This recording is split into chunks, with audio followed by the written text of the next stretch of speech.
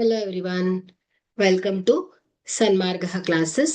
ವರ್ಗಗಳು ಮತ್ತು ವರ್ಗಮೂಲಗಳು ಅಧ್ಯಾಯದ 68ನೇ ಪ್ರಶ್ನೆಯನ್ನ ಗಮನಿಸಿ.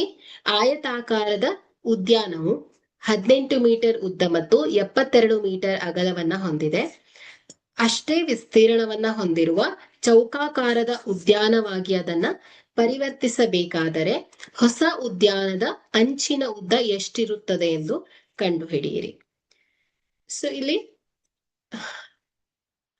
ಚೌಕಾಕಾರದ ಉದ್ಯಾನದ ವಿಸ್ತೀರ್ಣ ಇಸ್ ಈಕ್ವಲ್ ಟು ಏನ್ ಹೇಳಿ, ಆಯತಾಕಾರದ ಉದ್ಯಾನದ ವಿಸ್ತೀರ್ಣ ಆಗತ್ತೆ. ಓಕೆ, ಸೊ ಚೌಕಾಕಾರದ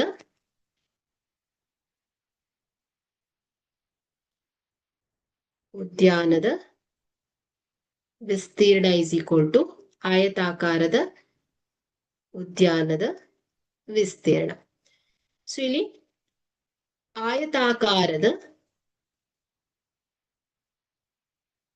ಉದ್ಯಾನದ ವಿಸ್ತೀರ್ಣ ಇಸ್ ಈಕ್ವಲ್ ಟು ಏನ್ ಹೇಳಿ, ಉದ್ದ ಗುಣಿಸು ಅಗಲ. ಸೊ 18 ಗುಣಿಸು 72 ಅಂದ್ರೆ 1296. ಸೊ ಈಗ ನಾವಿಲ್ಲಿ ಅಂಚಿನ ಉದ್ದವನ್ನ ಫೈಂಡ್ ಔಟ್ ಮಾಡ್ಬೇಕಾಗತ್ತೆ. ಸೊ ಅಂಚಿನ ಉದ್ದ ಇಸ್ ಈಕ್ವಲ್ ಟು ಏನ್ ಹೇಳಿ, ವರ್ಗಮೂಲ 1296 ಅಲ್ವಾ. ಸೊ ಈಗ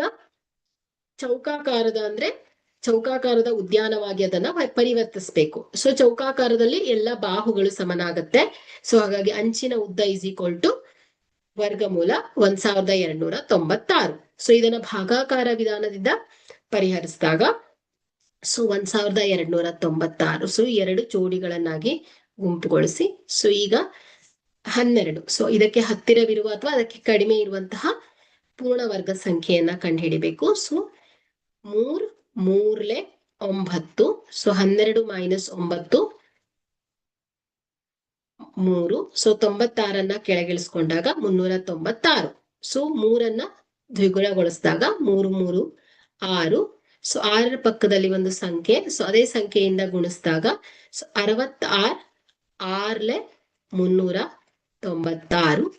so is equal to 0. So ಹಾಗಾದ್ರೆ ಇಲ್ಲಿ ವರ್ಗಮೂಲ 1296 ಇಸ್ ಈಕ್ವಲ್ ಟು ಏನ್ ಹೇಳಿ, 36 ಮೀಟರ್ ಆಗತ್ತೆ.